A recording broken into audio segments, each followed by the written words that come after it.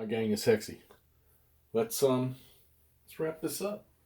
Russian Front, Avalon Hill, 1985. Three turns, and this was three turns of fun. Now I want to correct something right off the bat.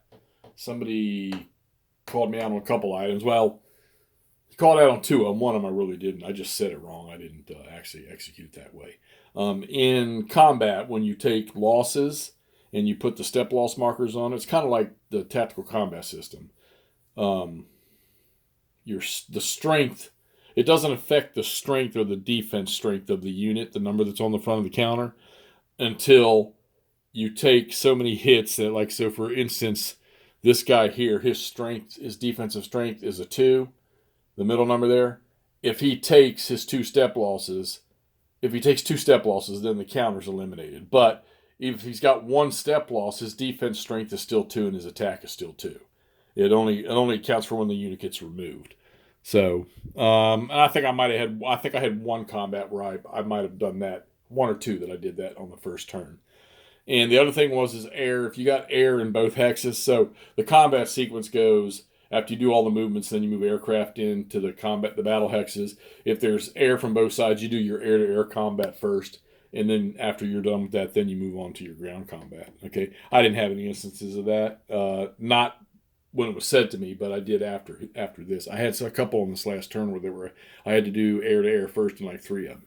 All right, so this was 3 turns, and I know some of the people that were checking this thing out were talking about the Germans got to go just balls to the wall. They got to be completely aggressive and reach out and grab everything they can in 41.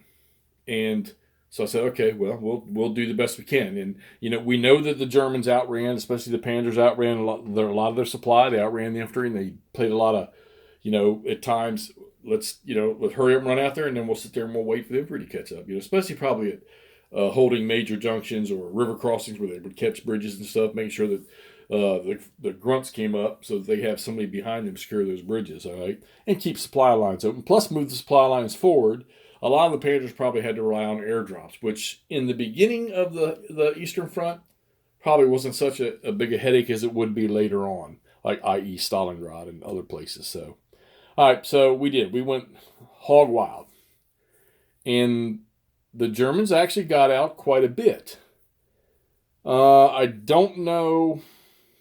I'm going to say in the north and center, probably not too far off of what actually did happen.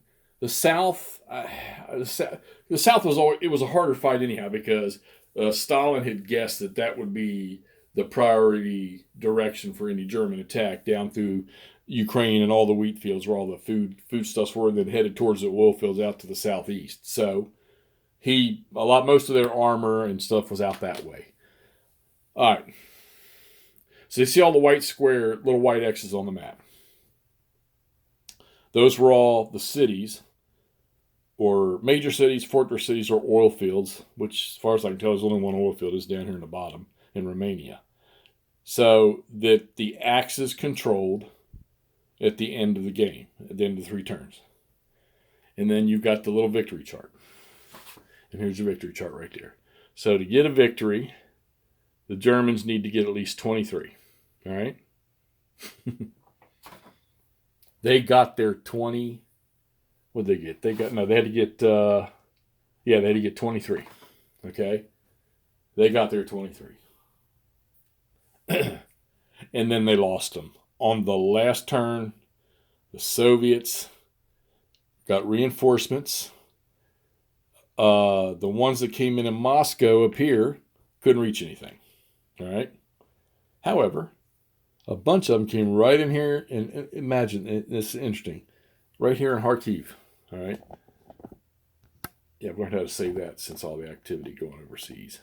So those reinforcements right here in Kharkiv, there was like, how many of them were there? There were, I think there was 4. Yeah, 4 infantry divisions. 4 infantry armies, okay? 4 hexes away. They all went in there, and there was an armor unit. It was 40th, all right? They were in there. And it took a little bit, but armor gets a subtraction when they're inside of a city environment. They lose like 2 on their strength, and the Russians drove them out and took that hex away. And then they went somewhere else. They tried to do Kiev. They tried to do Vinica, all right here. They failed in both of those.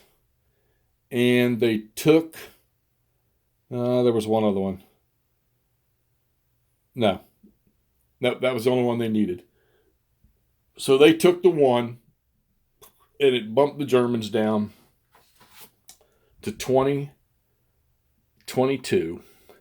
And if you look at the chart there, 20-22 is a tie, no winner.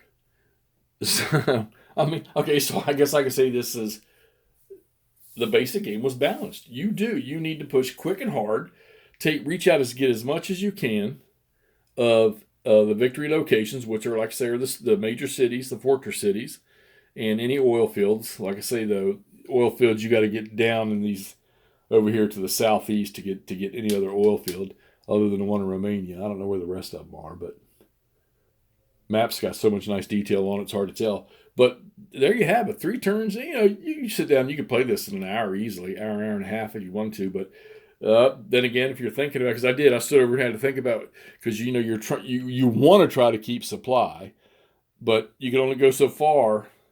And they made the rail conversion so simple in this game, so you were kind of trying to keep that in mind. Usually, wasn't too much trouble with the infantry, but the armor would break out. Now the deal was you checked for supply at the start of a phase. Well, in the sequence, like in the German phase, right near the beginning, they would check for supply, and you would put your units in an out of supply state then, and then at the end of everything, before they do